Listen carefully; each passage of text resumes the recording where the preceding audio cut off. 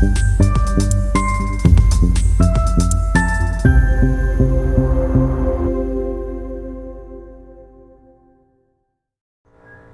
¿qué tal? Muy buenas noches, ¿cómo están? Mi nombre es Laura Damari, soy directora de Acompáñame Homeschool. Somos un centro de apoyo educativo que tiene diferentes servicios para la comunidad que educa en el hogar. Como cada jueves tenemos nuestro podcast en donde entrevistamos a diferentes personas que pueden aportarnos para que este camino de homeschool sea más sencillo. Como siempre menciono, es todo un reto ser mamá homeschool, así que buscamos en comunidad apoyarnos unos a otros. El día de hoy tengo el gusto de tener al profesor Ernesto Cruz, quien es maestro ya desde hace más de 30 años de teatro y de lectura. Él además es autor de un programa que se llama Lectura por Placer. Él ha dado este taller no solamente a alumnos, sino también a profesores para que ellos lo den a su vez a sus alumnos. Muy buenas tardes, profesor, ¿cómo está? Bien, muchas gracias. Buenas tardes, auditorio. Un gusto estar con ustedes. Muchas gracias, profesor, por estar con nosotros.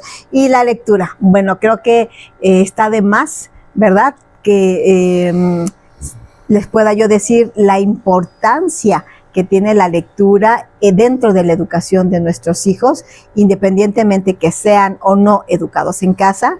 Todas aquellas personas que nos acompañen, que no educan en casa, me dará mucho gusto que también puedan estar con nosotros, acompañarnos en este programa, porque la lectura para todo ser humano es algo muy benéfico y precisamente es de lo que vamos a platicar con el profesor Ernesto. La primera pregunta, maestro, muchísimas gracias por estar con nosotros. Nuevamente le reitero nuestro agradecimiento.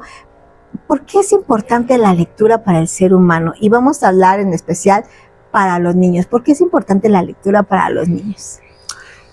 Bueno, los seres humanos leemos desde antes de que existiera la lectura. El cerebro, por supervivencia, aprendimos a leer el clima, a leer los ambientes, a las personas, el tipo de tierra, las estaciones, por supervivencia.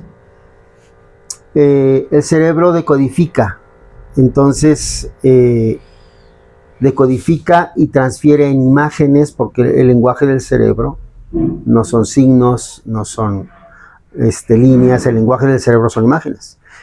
El cerebro crea imágenes y comprende. El cerebro entiende cuando logra crear una imagen. Entonces, a raíz de esta situación hemos leído por supervivencia, para sobrevivir.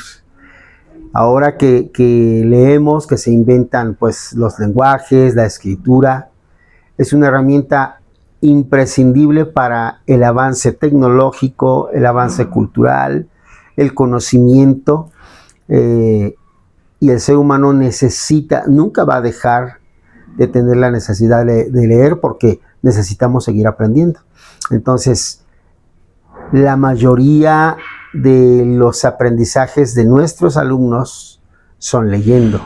Pueden ver videos, pueden ver una obra de teatro, pueden platicarles, pero el 80% o más de su conocimiento académico siempre es leyendo. Esa es una de las situaciones más básicas y una de las razones más fuertes en cuanto a estudiantes por la que es necesario la lectura. Es imprescindible la lectura. Y sobre todo creo que hablando de eso, pues justo va más allá, es la comprensión lectora. Es decir, a veces un alumno puede reprobar un examen de matemáticas porque no comprendió lo que le estaban preguntando. A lo mejor sabía el procedimiento de una operación matemática, pero no pudo descifrar exactamente lo que le estaban preguntando, y entonces puede llegar a tener una calificación baja en alguna otra materia por falta de esta competencia. ¿Qué opina, maestro, de esto?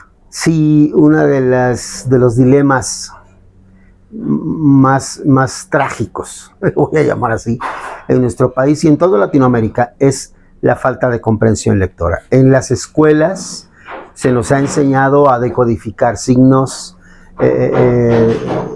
crear oraciones, pero rara vez se pone énfasis en lo interno, en la comprensión. Entonces, tenemos alumnos que leen muy bonito, que entonan bonito, que tienen buena velocidad, buena puntuación, pero entendieron el 20% de lo que leyeron. Esa es una de las razones por las que los estudiantes hablamos de México, los estudiantes mexicanos son de los estudiantes más atrasados, desafortunadamente, a nivel mundial. Por ejemplo, maestro, justamente en un curso al que asistí hace muchos años para maestros, donde vinieron expositores internacionales a hablarnos acerca de la importancia de la lectura, nos comentaban acerca y señalaban la falla que se tuvo en un cierto momento en el programa educativo en México, en donde en una parte de la boleta medían la cantidad de palabras que se leían por tiempo. Y entonces se tenían que leer ciertas palabras a cierta velocidad y los maestros, todos los docentes, además de todas las cosas que tienen que hacer, tenían que estar midiendo la cantidad de palabras y escribir allí, anotar en la boleta cuántas palabras leían por minuto. En esa ocasión, uno de los expertos mencionó que eso era un gran error, porque él mencionaba a Amado Nervo, no lo vamos a leer así. ¿Qué opina, maestro, acerca de esos programas en donde dicen estos grandes anuncios que también sacan de repente los programas que incentivan a leer? Que qué bueno que hay programas que están tratando de que la población lea, pero van, a mi punto de vista, tal vez su blanco no es tan correcto. Anuncios en donde dicen, lee 20 minutos al día. ¿Qué opina, maestro, con respecto a la lectura veloz o el tiempo que se marcaba en las boletas y a leer 20 minutos al día? Bien, últimamente han salido muchos cursos, no son malos, son muy buenos para leer de manera rápida. Muchas palabras por minuto, comprendiendo, y esto en el área laboral es muy importante. El problema es que esto no se disfruta. Y yo siempre pongo este ejemplo. Aquí creo yo que esto que voy a decir es muy, muy importante y es básico para el apego a la lectura. Si nosotros podemos pensar en nuestro platillo favorito, ¿no? Y que nos lo sirvan en un lugar agradable, con una música de fondo muy a gusto. Y cuando el plato está frente a nosotros nos dicen, tienes 30 segundos para terminarte ese plato. La pregunta es, ¿lo disfrutas o no? Te va a nutrir, te va a satisfacer, pero no lo vas a disfrutar. Probablemente ese plato que te gustaba ya no te guste más, porque se te forzó a terminarlo pronto, aunque trajo beneficios, pero eso no te apega. Entonces, con la lectura pasa lo mismo. La lectura es una actividad que se debe disfrutar. La lectura debe ser un placer. La lectura debe ser endorfinas. La lectura debe ser dopamina. La lectura debe disfrutarse. Nosotros tenemos un problema con los aparatitos el internet, los videos, todo esto, por la sustancia química que secreta el cerebro cada vez que gana, que es recompensa. Y no podemos acusar al alumno porque está sintiendo placer, por eso lo busca otra vez. El ser humano está comprobado que cuando experimenta algo que le produce placer, va a buscar repetirlo, sea bueno o sea malo. Él experimentó placer. Si nosotros no creamos esta situación con la lectura, jamás vamos a hacer que los alumnos se apeguen. O más bien, creo que el éxito, porque sí ha sido un éxito rotundo y que a mí mismo me ha impresionado, que ha tenido el sistema de lectura por placer que manejamos, es el amor y el apego de los chicos, aún de los adultos, porque los papás me comentan, es que maestro, es que esto yo no lo sentía desde que me leía mi mamá en la cama, y es delicioso, no pare. Entonces, esto es lo que debe buscarse, la sensación de placer que lo que nos lleva a esa situación es el vivir otras vidas, el entender el pensamiento del que escribió, su sentir, sus anhelos, sus miedos, su situación confusa. Cuando vivimos esta situación, el cerebro se complace porque está viviéndolo de forma segura, no está involucrado. Entonces, si nosotros buscamos la forma bonita, la forma correcta y descuidamos el fondo, no va a haber apego a la lectura, que es lo que ha sucedido en México, desafortunadamente. Ok, exacto. Y justamente mencionando eso, pues bueno, sabemos que en los exámenes PISA, ¿qué son los exámenes PISA? Pues justamente son exámenes, evaluaciones a nivel internacional por parte de la OCDE para medir cuáles son los aprovechamientos académicos a nivel hasta los 15 años en los diferentes países que participan en esta evaluación. Repito, a nivel internacional. Desafortunadamente, usted lo sabe, maestro, y pues y seguramente muchos de las personas que nos están acompañando, que nos están viendo, también saben que salimos en los últimos lugares de lectura en México. En México se considera con estos exámenes que el mexicano no lee, y si lee, no entiende. Maestro, ¿qué nos puede decir de esto? La organización PISA inició en 1990 es una organización de la OCDE que evalúa a nivel internacional a los países que quieran ser evaluados. Los 195 países que existen en la Tierra y algunos otros no están afiliados, pero muchos sí. De la OCDE son 35, 38 países, me parece, que están afiliados. Y algunos se han adherido. De hecho, se están adhiriendo muchos países. La última vez ya fueron alrededor de 80 países. Y no todos pueden ir porque la situación económica a veces no les permite, porque todo hay que pagarlo, hay que subsidiarlo, varias razones. Pero los que pertenecen a PISA, a la OCDE, que son 38 países, en el último examen de PISA, ese examen se hace cada 3 años, en el último, México siempre ha salido bajo, y en el último, de los 38 salió en el número 35. Se dice que hubo un retroceso todavía de los exámenes anteriores. Entonces la pregunta es, ¿qué pasa con todos los programas de SEP? ¿Qué pasa con todo el esfuerzo de los profesores? ¿Qué pasa con toda la inversión? No hay nada. Y me atrevo a decir no hay nada porque esto lo están avalando, este resultado lo está avalando gente que no tiene un interés en un sentido personal con México. Simplemente son resultados de exámenes. El examen PISA se hace en 3 áreas: matemáticas, lectura y ciencias para aplicarse a la vida.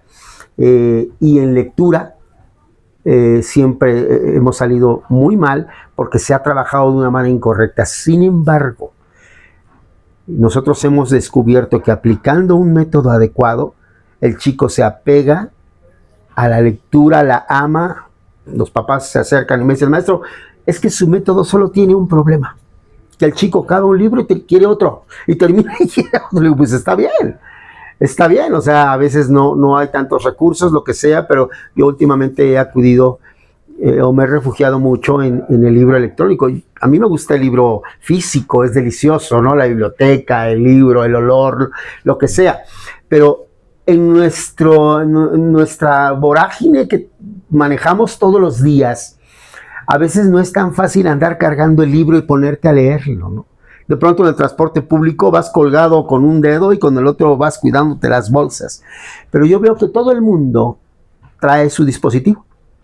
Entonces yo les aprendí a ellos y yo saco mi dispositivo y me he leído cantidad de libros en el dispositivo electrónico. Y ha sido muy placentero. Tiene luz, tiene comentarios, le haces la letra grande. O sea, es increíblemente cómodo. Obviamente no desplaza al placer de leer el libro físico, pero es muy importante que reconozcamos que tenemos que explotar los recursos que tenemos. Y para los niños, ya hablamos, de la problemática evidente que tenemos en México. Como familias que educamos en el hogar, no queremos ser parte de esos números, no queremos que nuestros niños estén en esas estadísticas. Estamos precisamente por eso saliendo del sistema, entre muchas razones poderosas que tenemos para hacer homeschool, es que nuestros niños también tengan un nivel educativo de excelencia. Ahora, su método, ¿cómo lo pueden aplicar? ¿Nos puede platicar de manera breve cómo es su método? Sabemos evidentemente que pues será un proceso largo para aprender y tomar clases, pero estamos en una charla de pocos minutos.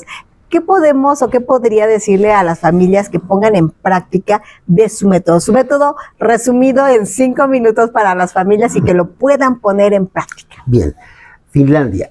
Finlandia es uno de los países que tienen mayor nivel académico y ellos ya han ido a investigar, a preguntar, a entrevistar, y ellos dicen, todo lo atribuimos a la lectura. Y cuando usted le pregunta a los finlandeses qué método usan para que sus hijos lean, dicen, es que nosotros leemos. Entonces eso no se aplicaría mucho en México, porque aquí los papás no leen. Entonces nosotros estamos también interesados en crear en los padres el apego. Se puede hacer el apego a la lectura, es posible despertar el amor, el cariño por los libros. Yo he estado en cursos con papás de alumnos en donde al final me dicen, maestro, es que esto no sabíamos que era así, ¿no? ¿Y cómo se llama el libro? ¿Y qué título es? ¿Y dónde lo compró? ¿Y dónde lo puedo conseguir? Y de pronto se desborda este asunto. Entonces, el método está basado, yo soy profesor de teatro, el método está basado en la formación que tuvimos desde nuestra infancia, por eso es sencillo, en la expresión.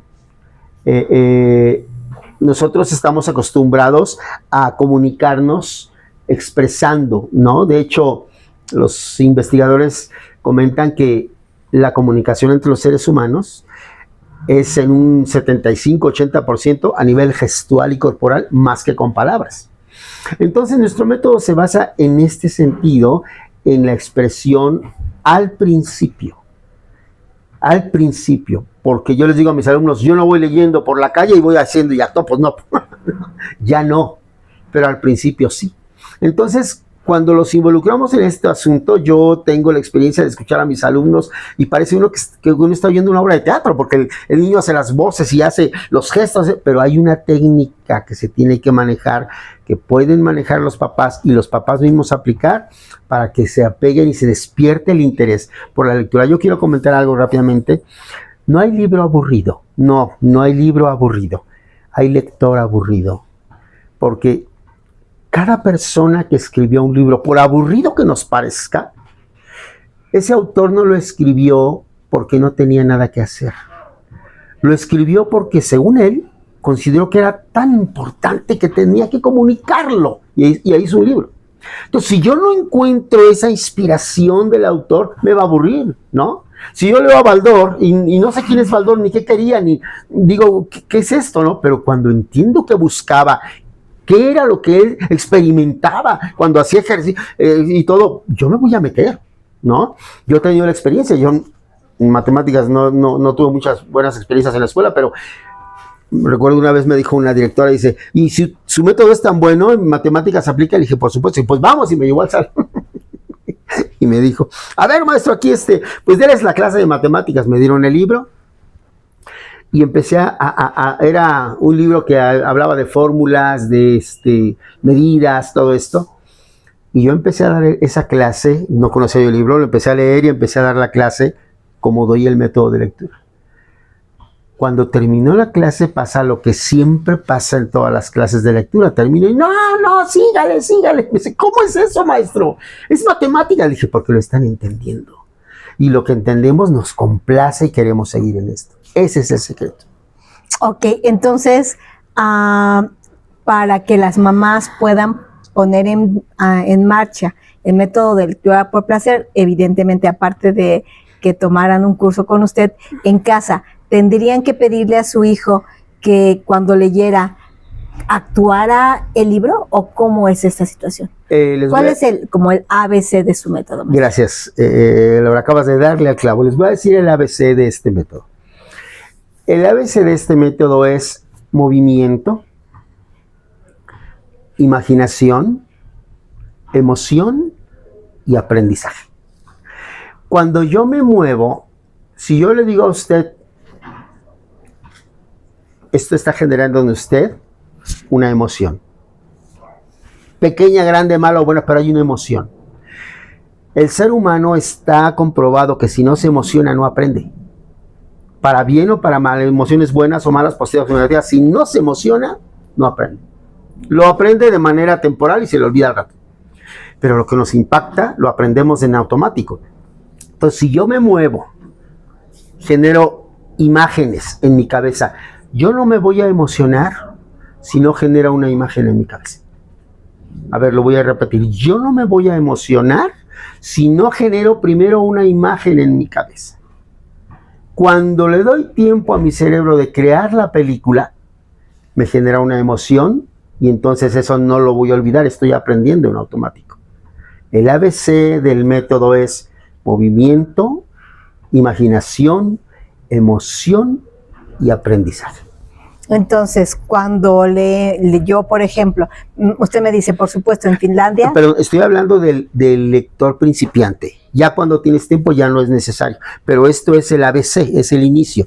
Movimiento, imaginación, emoción y aprendizaje. ¿Sí? Entonces, por ejemplo, mencionaba usted que en Finlandia los papás leen y entonces le enseñan a los hijos a leer.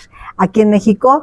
no vamos a enfocarnos en este momento a tratar de que la generación adulta, ahorita estamos hablando en niños, por supuesto que la lectura para adultos y este método sirve para los adultos y por supuesto que quienes nos vean y lo apliquen les funcionará, pero en esta charla vamos a enfocarnos a nuestros niños homeschooler. Vamos a pensar, yo soy una mamá y vamos a pensar que soy una mamá que no leo, que me cuesta trabajo leer, que a estas alturas ya va a ser mucho más complicado, que si tengo 1,000,000 de cosas que hacer, me ponga yo a primero yo leer y ser una super lectora para después enseñarle a mi hijo. Van a pasar años y mi hijo va a terminar la primaria y no pasó nada. Entonces, ¿qué tengo que hacer? Leerle a mi hijo como si las mamás homeschooler nos sentamos en la mesa del comedor a enseñarle matemáticas, ¿ok? Pero ahora nos vamos a sentar tal vez en la sala a tener un buen libro y entonces voy a actuarle la lectura para primero que el movimiento, con los movimientos voy a actuar la lectura, voy a crear en él esa imaginación, esas escenas, después eso va a llevarlo a que tenga una emoción y entonces va a tener ese aprendizaje. Sería eso. Maestro, ¿podría apoyarnos? Estoy aquí, voy a abusar. Tengo El Principito. Sí. La primera página. ¿Habría posibilidad de que nos pudiera aquí en vivo hacernos una lectura de cómo yo, mamá, tendría que leerle a mi hijo? Y bueno, como mencionó, esto es al principio, esto es la parte 1, después iremos a la parte 2, que ya no lleva movimientos, como usted decía, ya no va a ir en el metro moviéndose. Mi hijo después ya no va a estar leyendo todo el tiempo, moviéndose, ya haciendo las voces del ratoncito o del oso. Pero en un principio sí. ¿Podría mostrarnos un poco acerca de eso? Mire, tengo El Principito, capítulo 1. ¿Se podría, maestro? Sí, perfecto. Muchísimas gracias. Claro que sí. Quiero decir rápidamente, esto que voy a hacer se usa para niños que no saben leer. El niño que no sabe leer, mi hijo que no sabe leer, y yo le leo cuentos, lo fascino. Le hago caras, le hago gestos y el niño está pero mirándome. De pronto lo corto y, no, síguele. No, ya es noche, tienes que dormir, ¿no? Pero él quiere que yo le haga las voces, le haga los gestos, porque me le hago gracioso, no. Porque cuando yo le hago voces y gestos, lo estimulo en su cabeza para que él se imagine las cosas y eso le produce placer. Esa es la razón. Obviamente cuando estamos con una persona adulta pues no es tan fácil hacerlo, ¿no? Hacer gestos, movimientos y todo Perdón, esto. entonces estamos hablando de antes de los 6 años. Vamos Sí. a hacerlo ahorita. Y después de esto nos dice qué podemos hacer para nuestros niños de 6 a 15 años. Sí, claro que sí. Ok. Ahorita voy a leer como para que fuera un chiquitito, alguien que no sabe leer. Menor acuerdo? de 6. Así es. Aproximadamente. Fíjate bien. Ponga atención en mi gesto, mi movimiento, mi exageración. Ok. Cuando yo tenía 6 años, vi en un libro sobre la selva virgen que se titulaba Historias vividas. Una magnífica lámina. Representaba una serpiente, una boa, que se tragaba una fiera. En el libro se afirmaba: la serpiente boa se traga a su presa entera, sin masticarla. Luego, ya no puede moverse y duerme durante los 6 meses que dura la digestión. Esta expresión es muy exagerada. Esto no lo trabajamos con quinto y sexto y no. Esto es para pequeñitos que todavía no saben leer. Esto les crea la película y les despierta el interés por ver qué más hay en este libro y aprenden a que el libro es fuente de emoción, de aventura, no de aburrimiento, ¿no? Ahora, ¿qué hacemos con un chico, ya los chicos de primaria, secundaria? Dentro de mi curso hay un tópico que se llama sentido de verdad. Cuando yo no creo lo que estoy diciendo, la gente tampoco lo cree. Pero cuando yo lo creo, la gente lo cree. Entonces yo tengo que trabajar esta área. Esto es cuestión, bueno, ya de hacer ejercicios, lo que sea. Pero yo debo pensar que es verdad, que yo fui, que soy el que está hablando. Eso sencillamente va a capturar la atención del oyente. Y hablo de los grandes. Por ejemplo, cuando yo tenía 6 años, vi en un libro sobre la selva virgen que se titulaba Historias vívidas. Una magnífica lámina. Representaba una serpiente que se tragaba una fiera. Y en el libro se afirmaba: la serpiente boa se traga a su presa entera, sin masticarla. Luego ya no puede moverse y durante los 6 meses siguientes que dura la digestión está quieta.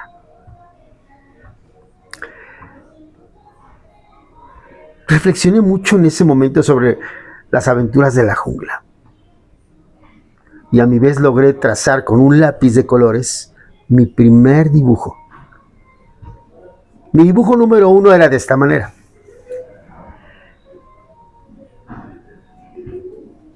Y hasta ahí le vamos a dejar. Ok, muy bien. Esto crea expectativa. Ya no es tan exagerado, pero tengo es como si yo en verdad lo hubiera vivido, como si en verdad me hubiera pasado a mí.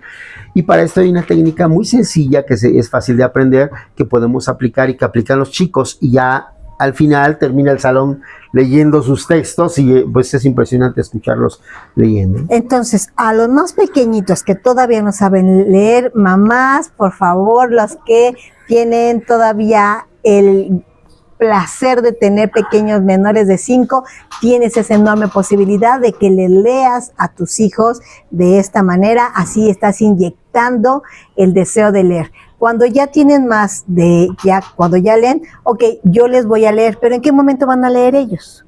Ok, yo les leo en la noche o en un momentito. Quiero comentarles una cosa que yo hice cuando mis hijos estaban pequeños. Es una anécdota que la recuerdo con mucho cariño. Con una caja de refrigerador, que fui a un Electra, una cosa así, conseguí una caja, les pedí que me vendieran una caja de refrigerador, una caja grande, la abrí y entonces era un pequeño escenario. Con ella hice un árbol, era el árbol de la lectura. Lo puse en nuestra casa donde vivíamos, que era la parte de abajo de la escalera, en ese huequito, que luego no sabemos qué poner ahí abajo más que nada. Allí puse en nuestro rincón de lectura y puse unos como puff unos asientos, almohadas, unos revisteros para que pudiéramos poner los libros, y ahí nos íbamos nuestros hijos al rincón de la lectura. Tenía yo de todo tipo de libros, y ahí era tan delicioso porque a ellos se les hacía tan emocionante irse a ese árbol que estaba pintado, estaba precioso, de cartón. Nos íbamos allí, nos acostábamos en los silloncitos y nos poníamos a leer. Realmente con ellos fue muy bonito, recuerdo con mucho cariño esos tiempos. También recuerdo cuando los llevábamos a la Biblioteca Vasconcelos, íbamos cada 3 semanas, íbamos por un paquete de libros, teníamos la credencial, nos traíamos libros a la casa, los leían, 3 semanas después entregábamos libros y sacábamos más libros. Así que por cuestión económica tenemos las librerías en México que nos pueden prestar libros de manera gratuita con las credenciales. Fue una experiencia hermosa. Pero entonces, aquí solo es un paréntesis de cómo nosotros en casa, yo viví la lectura con mis hijos y hacía un poco de esto, el actuarles a mis hijos la lectura cuando eran chiquitos, y después ellos ya leyeron. Después, cuando empezaron a leer, leyeron solos. Ahora, el punto es, la mamá que nos está escuchando va a leerles, va a actuarles. ¿En qué momento ellos van a leer? ¿Cómo pasamos a que ellos ya lean solos? Desafortunadamente en México tenemos la formación de que la lectura es aburrida, incomprensible, sin sentido, no divertida. Nosotros tenemos que leerle al chico hasta que él se desprejuicie de esa situación. Él ve un libro y dice, no, por favor, mejor pásenme la tablet, ¿no? Pero cuando el chico empieza a ver que se divierte, que se muere de la risa, que se apena, que se identifica y que dice, ¿cuál es que es verdad? Se da cuenta que el libro no es su enemigo, que trae cosas muy interesantes. Todavía no las sabe buscar. Se las estamos dando. Yo estoy leyendo, ellos no leen. En mi curso, mejor dicho, en las escuelas, los primeros 2 o 3 meses yo leo. Perdón, todo el tiempo. Sí. Quiere decir que una mamá que nos está escuchando tendría que estar leyéndole a su niño unos 2 o 3 meses. Sí, hasta que el niño disfrute. Ahora, algo que es muy importante. Tengo que leerles los temas que les interesen, porque si a mí, como papá, me hablaron de 20,000 leguas de viaje submarino y le digo a mi hijo, este libro, y va a decir, a mí me interesa ese libro. O sea, es un libro antiguo, viejo, y tú te diviertes. ¿Qué te interesa? A mí me interesan las carreras de NASCAR. Perfecto, hay 1000 títulos de corredores, de autos, que yo puedo leer. Hay muchos autores actuales que pueden, que tienen los temas que al chico le interesa. Uno de los errores que se cometen en México es que obligamos al niño a leer, por ejemplo, los clásicos. Pero si los clásicos de por sí son complicados, mucho más cuando alguien no tiene el entrenamiento para comprensión lectora. Entonces tenemos que iniciar desde lo poco, de lo sencillo. Lo que al niño, ¿qué te gusta, hijo? ¿Los perros? ¿Los campamentos? ¿El espacio? ¿El mar? ¿Qué te gusta? Y buscar ese tema. Me gusta Minecraft. Hay libros de Minecraft que podemos estar leyendo. Pero letras, no imágenes, letras, en donde el niño se pueda meter, imagina y es suficiente. Yo he tenido la experiencia en donde puedo llegar a un kinder, 3er grado, y decirles, chicos, traigo aquí la película de El Rey León. ¡Ay! Y traigo aquí el libro que estamos leyendo. ¿Qué quieren? Y dicen, el libro. Porque ya lo han experimentado, ¿no? Entonces aquí la idea es desprejuiciar primero al niño. ¿Cuánto? Normalmente son de 2 a 3 meses. Hay quien se puede desprejuiciar antes, ¿no? Encuentra el título que le agradece. No me interesa. De hecho, cuando lo encuentran, los papás empiezan, es que ya ni me hace caso, nada más se la pasa leyendo, y ya duérmete, y ya vente a comer, y ya no suelta el libro. De eso se trata. Después de ahí, ya podemos empezar a meter algo un poquito más complejo, y ya el cerebro ya aprendió a disfrutarlo y a comprenderlo.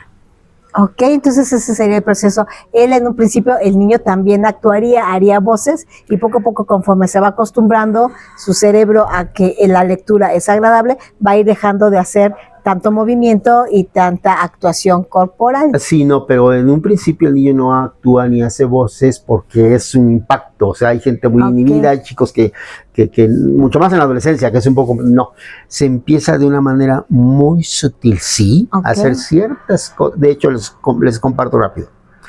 Nosotros en la vida cotidiana nos comunicamos con movimientos, ¿no? Ven, por favor, espérame. Dame un segundito, guarda silencio. Ya. Entonces, todos estos gestos son los que el niño debe aplicar. Cuando él platica, de repente el niño le dice, ¿cuál es tu nombre? Ernesto Cruz Martínez. ¿Y qué te gusta? El fútbol. Pero cuando entramos a lo que a él le agrada, de repente, oye, ¿tienes mascota? ¿Qué tienes? Un perro. ¿Qué tamaño? Así. ¿Y es grande o chico? De ese tamaño. ¿Y qué? ¿Juega? Sí, es muy juguetón. ¿Y dónde le das de comer? En un platito. Y empieza a mover las manos y empieza a describir con gestos. Si nosotros seguimos por ese lado, el chico va a terminar vuelto un histriónico. Entonces, es una manera muy sutil, pero es un método que hay que seguir, porque si no también le digamos, y actúalo, el niño no lo va a actuar. Es muy poco a poco. Por eso les conviene conocer el método. Muy bien, muchas gracias. Pero de alguna manera estas herramientas sí podrían servirles. Es decir, habrá muchas mamás, sí, queremos en este momento comentar que si te interesa, justo estamos a punto de terminar ya nuestra charla, qué lástima, porque el tiempo se nos va muy rápido, pero si mamás, ustedes quisieran tener un curso con el profesor, por favor comuníquese, acompáñenme, porque tendremos cursos con el profesor si se junta un grupo suficiente para esto. También veremos las edades y demás. Comuníquese, por favor, en la parte de la descripción de este video tenemos nuestros números telefónicos y haríamos con mucho gusto este curso. Ahora, por otro lado, habrá mamás que no tomen el curso, pero estas herramientas que platicamos en esta charla, ¿les servirán a los papás? Completamente. Cuando nosotros leemos, tenemos que leer como si platicáramos algo de nuestro interés. Voy a platicar que me subieron el precio de la carne. Y llego y me siento y digo, es que ¿sabes qué? Me subieron la carne, estaba en un precio, ahora en otro, antes compraba tanto y solamente compré tanto, y no era carne buena, era una carne normal, o sea, y hago esto, ¿no? Es lo que debo hacer cuando empiezo a leer, pues, y entonces iba como si estuviéramos una charla platicando, no más, porque de repente exageramos, no, y eso nos distrae de la atención, no, es una charla, solo le doy movimiento muy sutil, muy normal, muy sencillo, y esto me va literalmente me va a arrojar dentro de la lectura. De pronto voy a estar adentro y voy a decir, es verdad, estoy metido. Yo les digo a mis alumnos, la lectura es el único medio que abre portales aquí para ¡pum! Fugarse, viajar, estar en otro lugar, conocer personas, gente que ya murió, podemos estar con ella, la lectura. Pero hay que meterse y hay que mover. Y entonces yo le tengo que decir a mi hijo que lea de esa manera. Que mueva así, así es. Muy bien, perfecto. Siempre me preguntan, maestra, recomiéndeme libros para mi niño. ¿Cómo va esta pregunta? En el sentido, bueno, ya entendimos que al inicio es el tema que les guste. Después de que ya logramos que el niño sea un lector, ¿hay algunos libros que usted nos pueda recomendar o autores? Hay autores muy, para jóvenes, muy acertados, que para mí tienen mucha riqueza en cuanto a valores y a instrucción, a orientación. Uno de ellos es la familia Malpica, sobre todo Antonio Malpica. Para mí es un excelente escritor para adolescentes, tiene muchos temas, pero en general hay muchos autores contemporáneos. Ahorita es una gama muy grande de autores que están escribiendo para los jóvenes y para los niños. Siempre, una cosa aquí, siempre tengo que revisar el libro yo primero. A veces me han recomendado autores muy buenos para niños y cuando yo leo el libro digo, híjole, esto no debe ser para el niño. No, esto no. Me ha tocado en escuelas. Y de repente están leyendo el libro y ya lo empiezo a leer. Yo digo, ¿y esto por qué? No, ay, es que dice aquí que es para la edad. No, que hay que leerlo, aquí, saber qué le estamos dando. Entonces, siempre que vaya a dar un libro a su pequeño, tiene que leerlo primero usted. No porque se lo recomiende ni porque no. Primero léalo usted y usted va a ser el mejor criterio para dárselo al niño. Excelente, pues maestro, muchísimas gracias, se nos acaba el tiempo, me encantaría poder platicar un poco más y que nos ampliara este tema, porque a las mamás nos interesa mucho que nuestros niños sean lectores maduros, pero pues bueno, muchísimas gracias por habernos acompañado. Solo quiero comentar algo rápidamente. Claro. Que dicen los finlandeses, dicen, ¿quieres que tu hijo suba en matemáticas? No le metas más matemáticas, métele lectura. Física, química, métele lectura, porque esto crea los mecanismos en el cerebro para comprender de manera sencilla las ciencias exactas. Completando lo que usted dice, maestro, en el curso que les comentaba hace algunos años que cuando era maestra nos llevaron por parte de la Secretaría de Educación Pública a tomar este curso para que tuviéramos mejores resultados en lectura. En este curso, que repito, lo dieron expertos a nivel internacional, vinieron conferencistas, decían que para que el niño también tuviera como este deseo de leer, que fuera en un lugar agradable.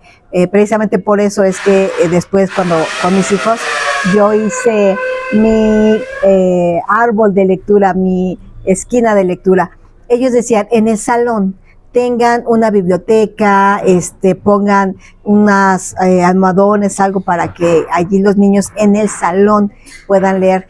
Y después de tiempo yo pensé, lo que están tratando de replicar es la casa, pero en el salón desafortunadamente no se da tan fácilmente esa posibilidad. En el salón no hay ese ambiente hogareño en donde pueden ir en el salón a esa esquina tan sabrosa a leer.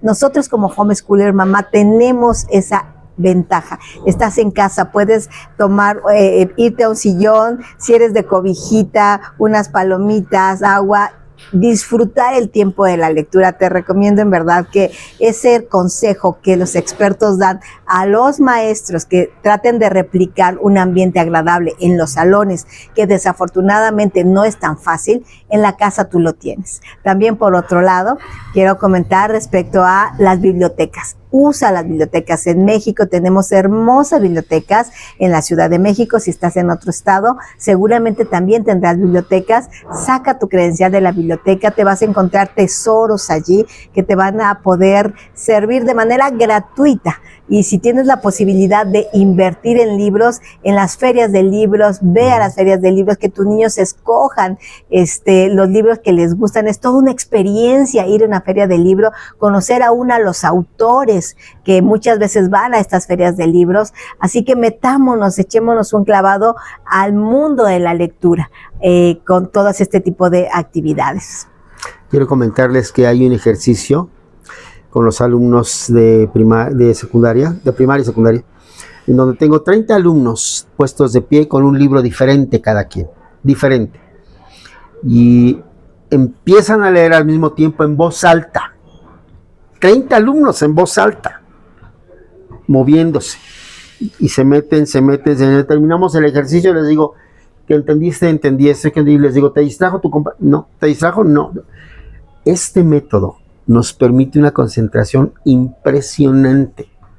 Puedo estar no en mi casa, puedo estar en el camión, pero si me meto y aplico el método, yo lo voy a disfrutar como si estuviera en el mejor lugar para leer mi libro.